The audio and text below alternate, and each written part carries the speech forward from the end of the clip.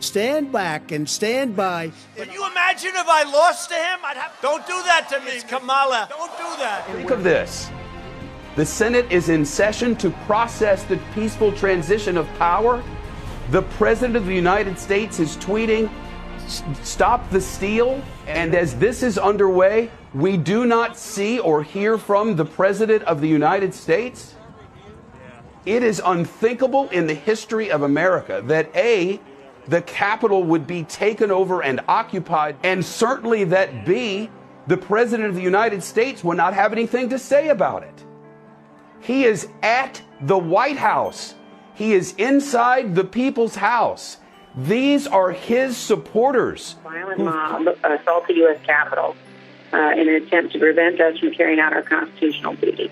And there's no question that the president formed the mob, the president incited the mob, the president addressed the mob, he lit the flame. Impeachment of Donald J. Trump. Congresswoman Liz Cheney of Wyoming has announced in the last hour she's the second Republican who will vote to impeach Donald Trump. A defeated and disgraced president. Today, we face a threat America has never seen before. A former president who provoked a violent attack on this Capitol in an effort to steal the election has resumed his aggressive effort to convince Americans that the election was stolen from him. He risks inciting further violence.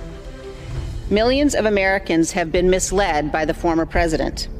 They have heard only his words, but not the truth, as he continues to undermine our democratic process, sowing seeds of doubt about whether democracy really works at all. I am a conservative Republican, and the most conservative of conservative principles is reverence for the rule of law. More than 60 state and federal courts, including multiple judges the former president appointed, have rejected his claims. The Trump Department of Justice investigated the former president's claims of widespread fraud and found no evidence to support them. The election is over. That is the rule of law. That is our constitutional process. Those who refuse to accept the rulings of our courts are at war with the Constitution. Our duty is clear. Every one of us who has sworn the oath must act to prevent the unraveling of our democracy. This is not about policy. This is not about partisanship. This is about our duty as Americans. Remaining silent and ignoring the lie emboldens the liar. I will not sit back and watch in silence while others lead our party down a path that abandons the rule of law and joins the former president's crusade to undermine our democracy. We must speak the truth. Our election was not stolen, and America has not failed. We must love America so much that we will never yield in her defense. That is our duty. Cheney came under renewed pressure from her fellow Republicans after she gave President Joe Biden a fist bump at his first address to a joint session of Congress. Kinzinger of Illinois today offered this assessment of the Republican effort to oust Liz Cheney. This is lies versus truth. What she is being removed for is making it uncomfortable and being consistent. And God bless her for having the consistency to tell the truth. The president bears responsibility for Wednesday's attack on Congress by mob rioters. He should have immediately denounced the mob when he saw what was unfolding. I know the topic, Mr. Speaker, is cancel culture. Tonight, I rise to discuss freedom and our constitutional duty to protect it. I have been privileged to see firsthand how powerful and how fragile freedom is. 28 years ago, I stood outside a polling place, a schoolhouse in Western Kenya. Soldiers had chased away people who were lined up to vote. A few hours later, they came streaming back in, risking further attack, undaunted in their determination to exercise their right to vote.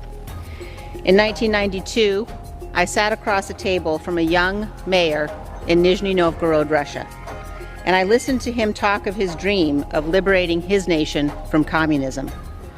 Years later, for his dedication to the cause of freedom, Boris Nemtsov was assassinated by Vladimir Putin's thugs. In Warsaw in 1990, I listened to a young Polish woman tell me that her greatest fear was that people would forget. They would forget what it was like to live under Soviet domination, that they would forget the price of freedom. 3 men, an immigrant who escaped Castro's totalitarian regime, a young man who grew up behind the Iron Curtain and became his country's Minister of Defense, and a dissident who spent years in the Soviet Gulag, have all told me it was the miracle of America, captured in the words of President Ronald Reagan, that inspired them. But our freedom only survives if we protect it, if we honor our oath, taken before God in this chamber, to support and defend the Constitution, if we recognize threats to freedom when they arise. Today, we face a threat America has never seen before. A former president who provoked a violent attack on this Capitol in an effort to steal the election has resumed his aggressive effort to convince Americans that the election was stolen from him. He risks inciting further violence as he continues to undermine our democratic process, sowing seeds of doubt about whether democracy really works at all. This is about our duty as Americans. Remaining silent and ignoring the lie emboldens the liar. We must speak the truth. Our election was not stolen, and America has not failed. I received a message last week from a Gold Star father who said, "Standing up for the truth honors all who gave all." We must all strive to be worthy of the sacrifice of those who have died for our freedom. They are the patriots Catherine Lee Bates described in the words of America the Beautiful when she wrote, "O beautiful for heroes proved in liberating strife, who more than self their country loved, and mercy more than life." That we love our country more. That we love her so much that we will stand above politics to defend her. That we will do everything in our power to protect our Constitution and our freedom that has been paid for by the blood of so many. We must love America so much that we will never yield in her defense. That is our duty.